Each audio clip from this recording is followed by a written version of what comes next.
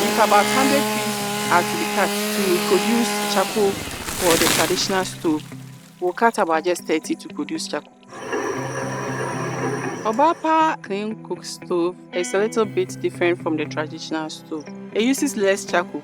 So less charcoal, less fuel, efficiency in energy. Then apart from that, it reduces carbon emission.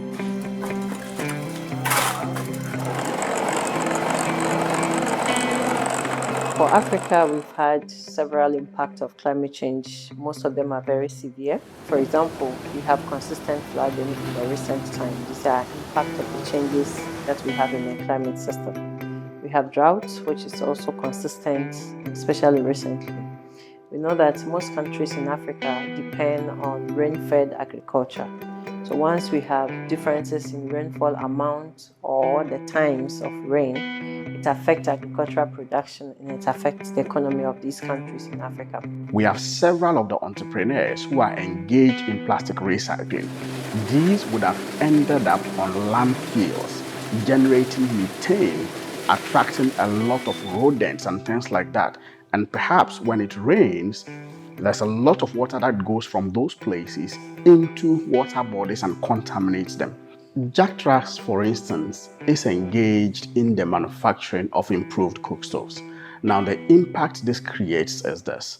It is more efficient thermally, which means that the amount of firewood being used in that process is reduced, which in turn means that by the amount of cook stove that is producing that are being used, the levels of deforestation are being mitigated by that. Climate change is no longer an abstract concept. The impacts of climate change in Africa are undeniable, with rising temperatures and sea levels, changes in rainfall patterns, and extreme weather. We must face this reality, work together to mitigate and adapt to its impacts, and help those who are most affected. The Government of Canada knows that urgent action is needed, and we doubled our international climate finance commitment to $5.3 billion, aiming to particularly support women and girls who are disproportionately affected by the climate crisis.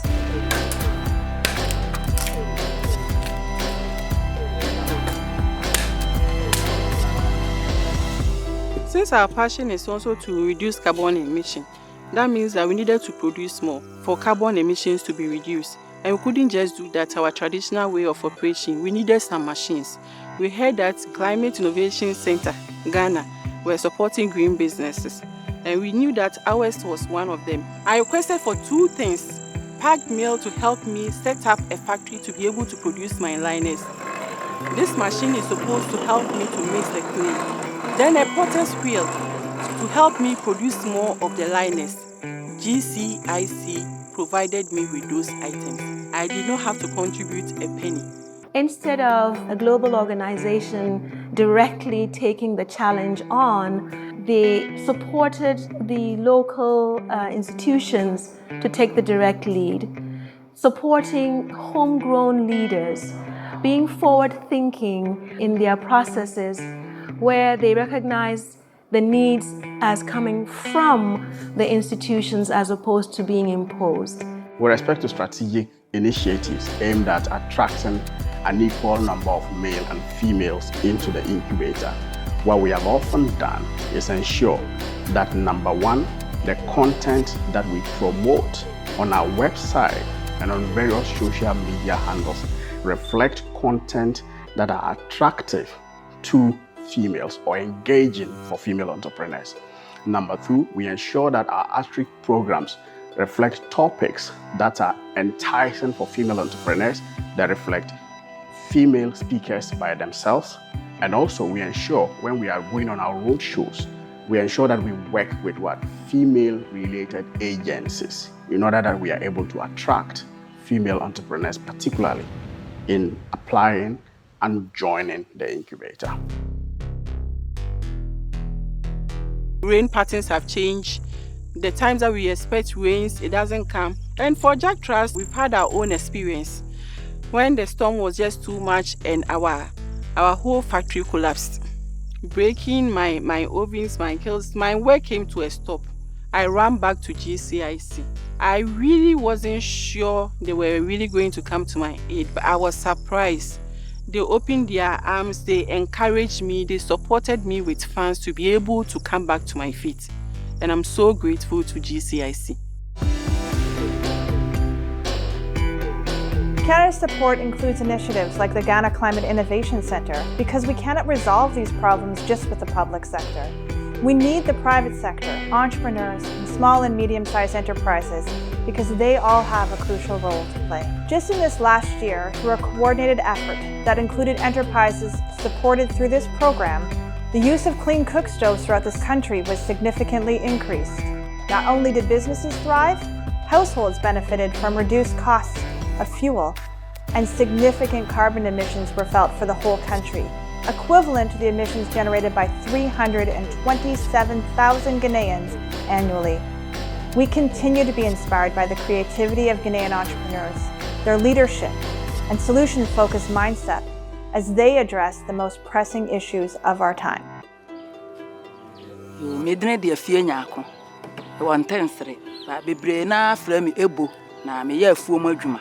Ti me sore anopa a se mepra be wie buchi ano je se wo de note efafa ho ansa na watimi aso eja na no na makopeja su abegum na se me ya apesie bia na ma ya apesie bia di ti me koya adwuma kakra ba me ba no na eja na dum bi kura obeba na nsu ato agum na emu afo e ya hawo bebre akura eja ne bi ni hasa je se ye bopa sa na o makosoro akopeja ne bia bre we no kura obeso no nwusie no a ebe kɔ wani no kura no ha adwene pa se wo yi aduane wi a na wani nyina na eye wo ya na Obaapa cropot no wisu ne de eno ye good thing we no because eno no unya bidie no kakra bi de gum kura etime hiti more enti wo de bibisi so a eye ntententententem sin we no kura na buchia no ansa na wo beso na ebeso no na sa cropot de no kura na aduane na ben dada.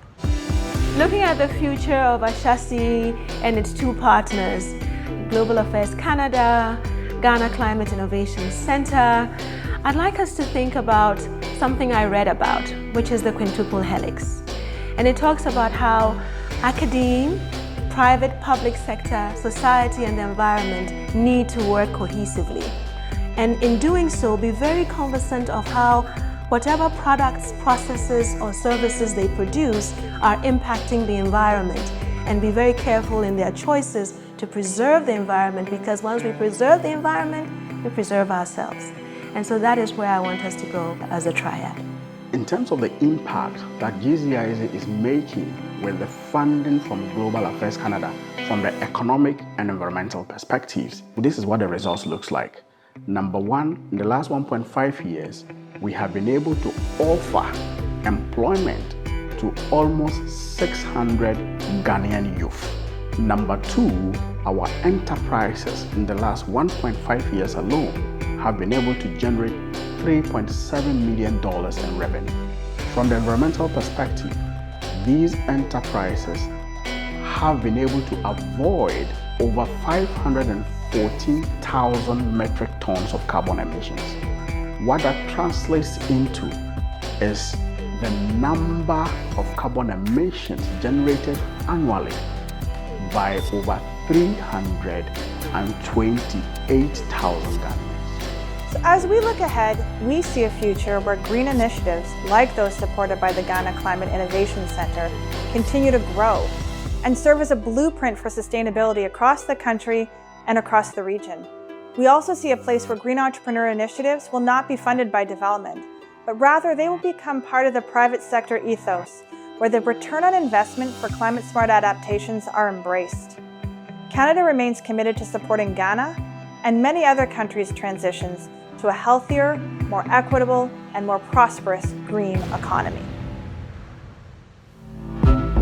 From January 2022 to September 2023, GCIC, with support from Global Affairs Canada, has supported 70 green businesses, 32 of whom are female-led, sequestered over 558,000 metric tons of carbon emissions, which is the equivalent of what over 355,000 Ghanaians emit annually, held 6 national green roadshows, created 678 new jobs, raised over $4.3 million in cumulative revenue, and served over 5.6 million customers with green goods and services.